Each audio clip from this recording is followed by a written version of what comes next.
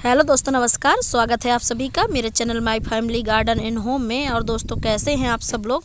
आशा करती हूँ अच्छे होंगे, स्वस्थ होंगे और आपकी गार्डनिंग जो है तो बढ़िया चल रही होगी। तो चलिए दोस्तों, आज मैं आप लोगों को सबसे आसान तरीके से धनिया उगाने के लिए बताने वाली हूँ। धनिया उगाने का तरीका है, क्योंकि बहुत सारे लोगों की शिकायत होती है कि हमारे यहाँ धनिया ग्रो नहीं हो पाती है। तो मैं आज बहुत ही आसान तरीके से धनिया उगाना आप लोगों को बताऊंगी। धनिया उगाने के लिए देखिए, सबसे पहले आपको इस तरीके से मिट्टी बनानी होगी।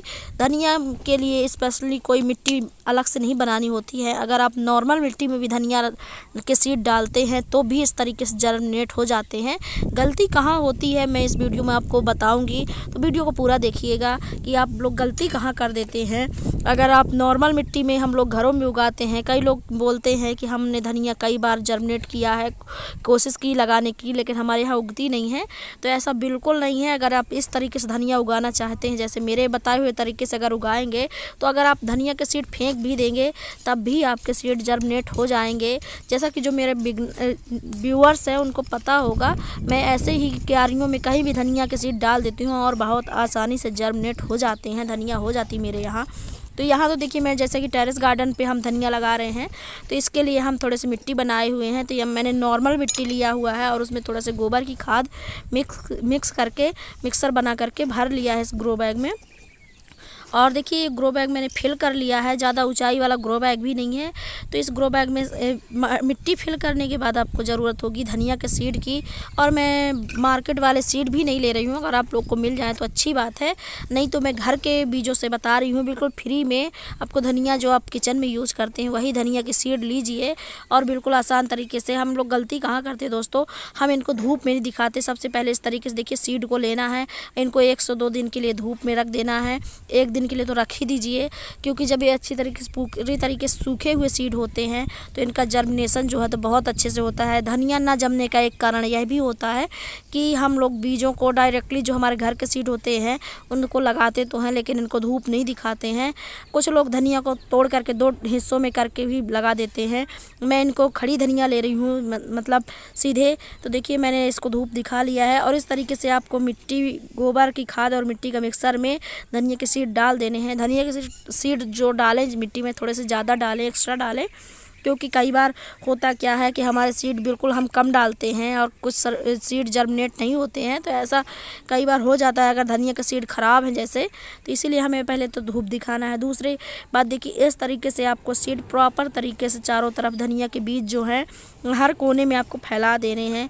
और हाथों की सहायता से इस तरीके से आप जब सीड डालें तो देख करके डालें। और जब धनिया लें, अगर घर की हो तो अच्छी बात है, अगर आपको नहीं मिल रही है तो अपने आसपास के जो मार्केट हैं, लोकल दुकान, जो बीज की दुकान होती हैं, वहाँ पे बहुत आसानी से मिल जाती हैं, बहुत कम सस्ते दामों में मिल जाती हैं। 10 रुपए के सीड लाएंगे तो काफ़ी सारे आपके लिए हेल्पफुल हो जाएंगे यूज के लिए। तो देखिए, यहाँ पे जैसा कि मैंने इन सीडों को इस तरीके से डाल दिया है, आप लोग भी डाल सकते हैं। और जब फिर हम इसके बाद गलती कहाँ करते हैं दोस्तों, जब हम इस तरीके से बीज सभी लोग डाल देते हैं, लेकिन जब हम इस बारी आती है इसको कवर करने की, मिट्टी ढकने की, तो हम लोग गलती कर देते हैं। और यहीं पे मेन प्रोसेस होता है, हम लोग बहुत ही कम मिट्टी डालते हैं इसको ढकने के लिए, जो इनके बीज होते हैं। तो जब मिट्टी इस तरीके से आपको ढकना है तो आप इतनी कम मिट्टी ढकते हैं।